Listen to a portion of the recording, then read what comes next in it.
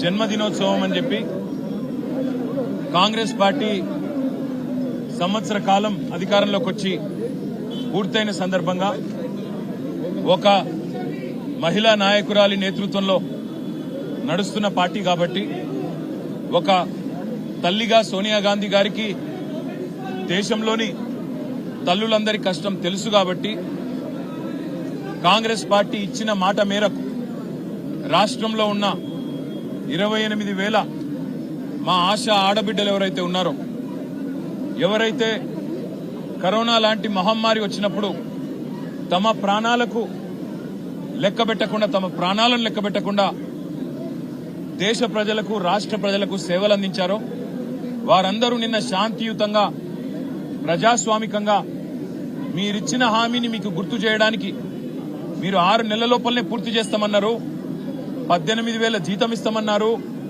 ఉద్యోగ భద్రత కల్పిస్తామన్నారు.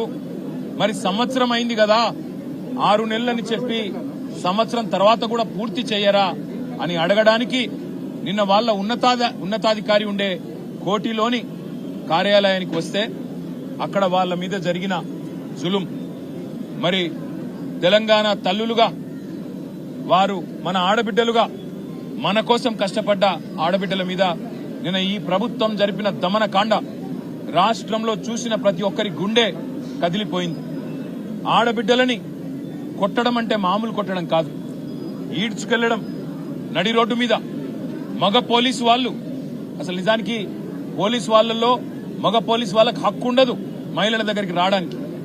రావడమే కాకుండా ఇష్టం వచ్చినట్టు కొట్టడం, ఇష్టం వచ్చిన విధంగా భౌతికంగా దాడులు చేయడం, ఈడ్చి పారేయడం, వాళ్ళేదో వస్తువులు అన్నట్టుగా తీసి ఈడ్చి వ్యాన్లలో కుక్కడం, ఇంకా దుర్మార్గం.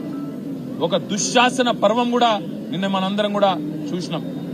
ఒక ఏసీపీ గారు, ఆయన ఈగో దెబ్బతిన్నదో ఏం దెబ్బతిన్నదో తెలియదు కానీ ఆయనతో పాటు కొంతమంది పోలీసులు నిజంగా దారుణాతి దారుణంగా ఒక ఆడబిడ్డ చీరలాగి ఆమెను భౌతికంగా ఆమె మీద దాడి చేసిన దృశ్యాన్ని రాష్ట్రం మొత్తం కూడా చూసింది. రేవంత్ రెడ్డి, ఇదేనా నీకు మహిళల పట్ల ఉన్న గౌరవం? హోంమంత్రిగా నువ్వే ఉన్నావు, నీ ఆధ్వర్యంలో ఉన్న పోలీసులు, నీ కింద పనిచేసే పోలీసులు ఈరోజు ఇంత దుర్మార్గంగా వ్యవహారం చేస్తా ఉంటే 24 గంటలైపోయింది, కనీసం ఆ పోలీసుల మీద యాక్షన్ తీసుకున్నావా? ఇప్పటి వరకు ఇంతవరకు కనీసం చెల్లించినావా? కనీసం ఒక మాట మాట్లాడినావా నేను అడుగుతా ఉన్నా. అసలు సిగ్గుందా ఈ ప్రభుత్వానికి అని అడుగుతా ఉన్నా నేను. మీరిచ్చిన మాటనే కదా వాళ్ళు అడిగింది, వాళ్ళేమి గొంతమ్మ కోరిక కోరలేదు కదా. మీరే చెప్పినరు, కేసీఆర్ గారు 1,700 నుంచి 9,700కు పెంచిండు, మీకు సరిపోదు, మేము 18,000 చేస్తామని చెప్పిందే మీరు. ఉద్యోగ భద్రత కల్పిస్తామని చెప్పిందే మీరు. ఇన్సూరెన్స్ సౌకర్యం కల్పిస్తామని చెప్పిందే మీరు. మీరిచ్చిన హామీని నిలబెట్టుకోమని చెప్పి మీ దగ్గరికి సంవత్సరం పూర్తయిన సందర్భంగా వాళ్ళు వస్తే నిన్న మీరు చేసిన దుశ్శాసన పర్వం తెలంగాణ ఆడబిడ్డలు మర్చిపోరు.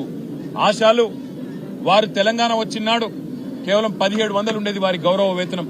కానీ కేసీఆర్ గారి నాయకత్వంలో 9.5 సంవత్సరాల్లో 3 సార్లు వాళ్ళ జీతాలు పెంచినాం. 1,700 నుంచి 9,700 దాకా తీసుకొని పోయినాం. సెల్ ఫోన్ అలవెన్స్ కూడా కలుపుకుంటే ఇంకో 250 రూపాయలు, మొత్తం 10,000 రూపాయల కాడికి కేసీఆర్ గారి ప్రభుత్వంలో తీసుకొని పోయినాం. మిమ్మల్ని అడిగిస్తున్నది ఏమి ఈరోజు? కేవలం ఇచ్చిన మాట నిలబెట్టుకోమని. ఆ పాపానికి ఈరోజు రహీం బి అనే మహిళను, ఇప్పటికి కూడా ఆమె అడ్మిటెడ్ ఉంది, మా సంతోషాను తనను కూడా ఇష్టం వచ్చిన చోట కొట్టడం. వీళ్ళిద్దరినే కాదు, వందలాది మంది ఆడబిడ్డల్ని ఈడ్చుకొని గుంజి పారేసి వారి మీద భౌతికంగా దాడి చేసి అత్యంత హేయంగా, అత్యంత దుర్మార్గంగా, అత్యంత కిరాతకంగా ఈ రాష్ట్ర పోలీసులు ప్రవర్తించిన విధానం ఏదైతే ఉందో దీన్ని వదిలిపెట్టాం. ఖచ్చితంగా నిన్న జరిగిన దమనకాండకు మొత్తం ఆధారాలు ఉన్నాయి, వీడియో ఆధారాలు, ఫోటోలు అన్ని ఉన్నాయి. ఇక్కడ ఉన్న మహిళా కమిషన్ పోతాం, ఇక్కడ ఉండే హ్యూమన్ రైట్స్ కమిషన్ కి పోతాం, అవసరమైతే జాతీయ మానవ హక్కుల కమిషన్ కి పోతాం, జాతీయ మహిళా కమిషన్ కాడికి కూడా పోతాం. ఇచ్చిన మాట నిలబెట్టుకోమని ప్రజాస్వామ్యంలో అడిగే హక్కు తప్పకుండా వాళ్ళకున్నది. వాళ్ళు అడిగిందేమి గొంతమ్మ కోరిక కానే కాదు. ఇప్పటికైనా ముఖ్యమంత్రి స్పందించాలే. 16వ తారీఖు అసెంబ్లీ ప్రారంభం కాబోతా ఉంది. తిరిగి ఈ లోపల స్పందించి వారికి న్యాయం చేయి, లేకపోతే అసెంబ్లీలో కూడా నిన్ను వదిలిపెట్టాం. అసెంబ్లీలో కూడా తప్పకుండా ఆడబిడ్డలకు ఇప్పుడే నేను మాటిచ్చిన, కేసీఆర్ గారు ఏ రకంగానైతే మాకు మొన్న దిశానిర్దేశం చేశారో ఆశా ఆడబిడ్డల కోసమే కాదు ఇతర చిరుద్యోగులకు కూడా అండగా నిలబడండి అని చెప్పారు. అదే ఆలోచనకు అనుగుణంగా 16వ తారీఖు నుంచి ప్రారంభమయ్యే అసెంబ్లీలో కూడా ప్రభుత్వాన్ని నిలదీస్తాం. మరొక వైపు మానవ హక్కుల సంఘం, అదేవిధంగా మహిళా కమిషన్ కూడా తప్పకుండా కలుస్తాం. దెబ్బలు తిన్న ఆడపిల్లలకు మేము చెప్పొచ్చాం. ఒకవేళ మీకు గనక ఇక్కడ ప్రభుత్వ వైద్యం, సర్కారీ వైద్యం మీకు సూట్ కాకపోతే, నచ్చకపోతే మీరు రండి, మా పార్టీ తరఫున మేమే తీసుకెళ్లి ప్రైవేట్ ఆసుపత్రిలో మంచి వైద్యాన్ని కూడా అందిస్తామని చెప్పి కూడా వారికి చెప్పినాం. ధైర్యం కూడా చెప్పాము.